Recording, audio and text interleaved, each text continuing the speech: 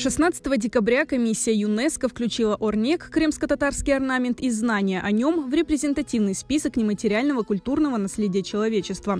Работа над включением системы знаков и ее практического использования в список ЮНЕСКО велась много лет и базировалась на начатых еще в конце 80-х годах исследованиях известного крымско-татарского художника и мастера декоративно-прикладного искусства Мамута Чурулу. Это знаменательное событие для меня и для моих учеников, и для тех, кто принимал участие в этом проекте.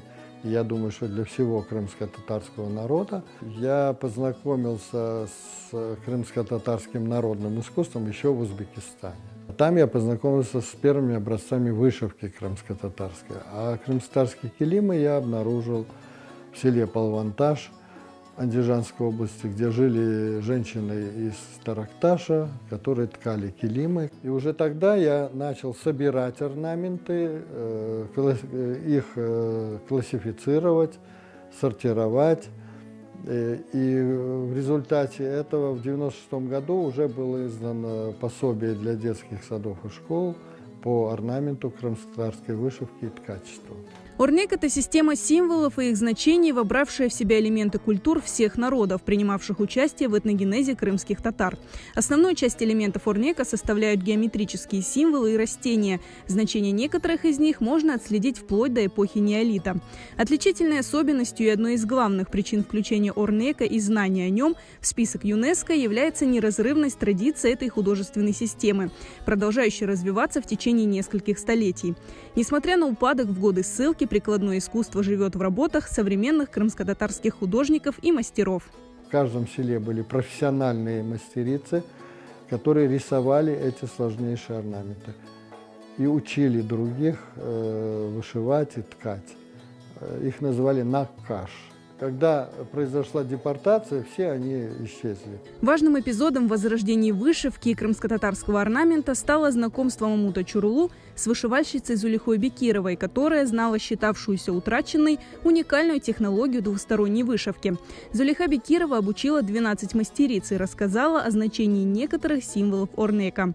Одна из учениц, вот ныне наша одна из лучших вышивальщиц, это Эльвира Усманова, она удосужилась задать правильный вопрос. Она спросила, а что означают эти орнаменты? Изображение розы – это знак замужней женщины. Изображение бадем, миндаля – это знак девушки на выдане.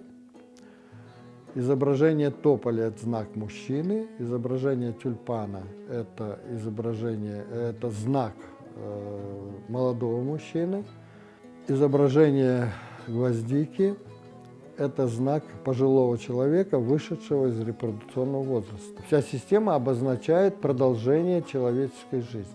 В 2018 году крымско-татарский орнамент и знания о нем был включен в перечень элементов нематериального культурного наследия Украины, а в прошлом году подан от страны в список ЮНЕСКО.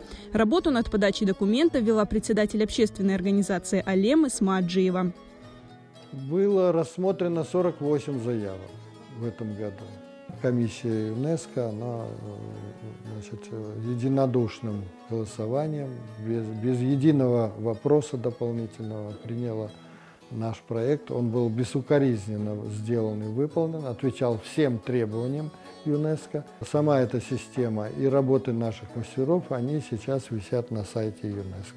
Включение Орнека, крымско-татарского орнамента и знания о нем в список нематериального наследия человечества от ЮНЕСКО означает дополнительный интерес к крымско-татарской культуре во всем мире и способствует дальнейшему развитию и изучению крымско-татарского орнамента.